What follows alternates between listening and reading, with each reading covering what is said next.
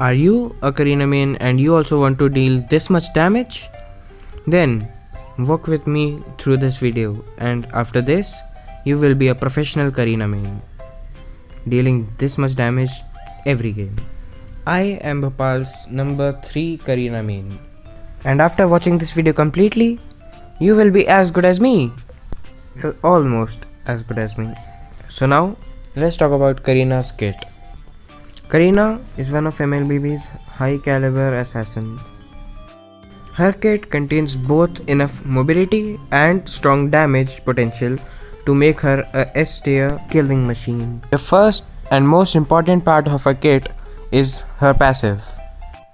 What her passive does is basically that whenever you hit any opponent, a hero or a creep, then she puts a shadow mark on that opponent. When 3 shadow marks are accumulated, then they burst to deal true damage. This damage is very essential and comes really handy when actually fighting opponents. Her first skill is a mobility skill. It increases her speed significantly and enhances her next basic attack. On impact, Karina will dash towards the opponent dealing damage and also applying 1 stack of her passive. This skill of Karina also has an additional feature. An opposing hero deals basic attack damage to Karina while the first skill is active.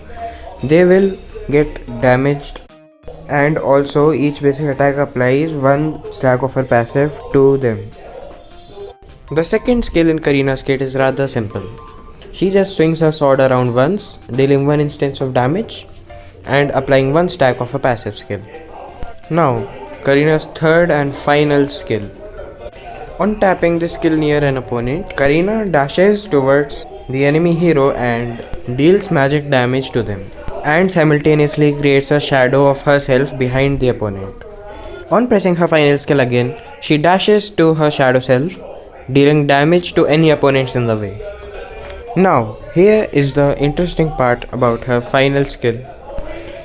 She marks the opponent for 5 seconds, and if that opponent dies during the 5-second duration of the mark, then her ultimate skill cooldown is instantly turned to 0. It is because of this element of her skill that she can take on multiple opponents at a single time and come out on top. Okay, we have talked enough about her kit. Now let's talk about how you should play her. If you want to perform well with Karina, you have to make sure that you are above the level of the opponents. To do this, you have to roam around the whole map while you farm the jungles. You have to leap on each and every opportunity of killing an opponent, so that the level difference between you and your opponents is maintained in your favor. In the early game, you should not initiate teamfights, but when there are teamfights happening, then you must go and steal the kill of your teammates. I know this might not sound ethically correct, but this is for the greater good of the game, for your team. For playing Karina well, you have to have a very good reflexive awareness and knowledge about the map. For example, while going towards a low HP opponent which you see on the map, you need to remember where the walls are and not hit them.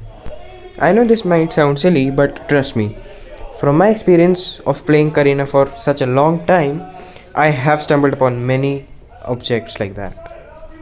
And it has cost me some savages, maniacs, triple kills, etc. Now, let's talk about what items you should buy while playing Karina.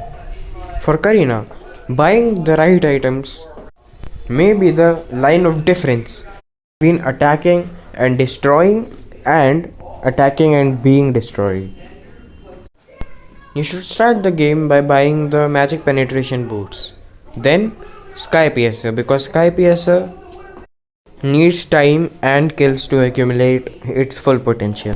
Then the next item on your list should be the Genius Wand, followed by Starlium Scythe, followed by Lightning troll lane, whatever the that divine is, glaive, and the holy then crystal. you should sell your boots After that, and buy when you the have divine glaive, enough money because for divine glaive buying, offers a whole lot more penetration than the boots, and in late game you don't really need the boots for being mobile enough, because Sky Piercer does provide some movement speed.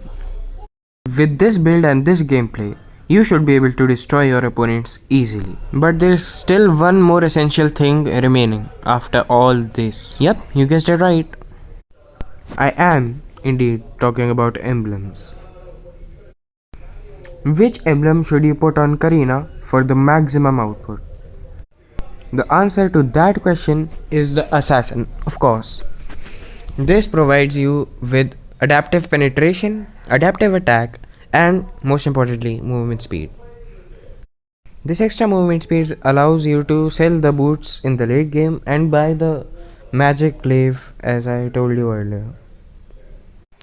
In the emblem set, select these 3 items that I am showing. The first one provides you with 5 adaptive penetration. The second one provides you with movement speed while working in the creek, the area between the lords and the turtle.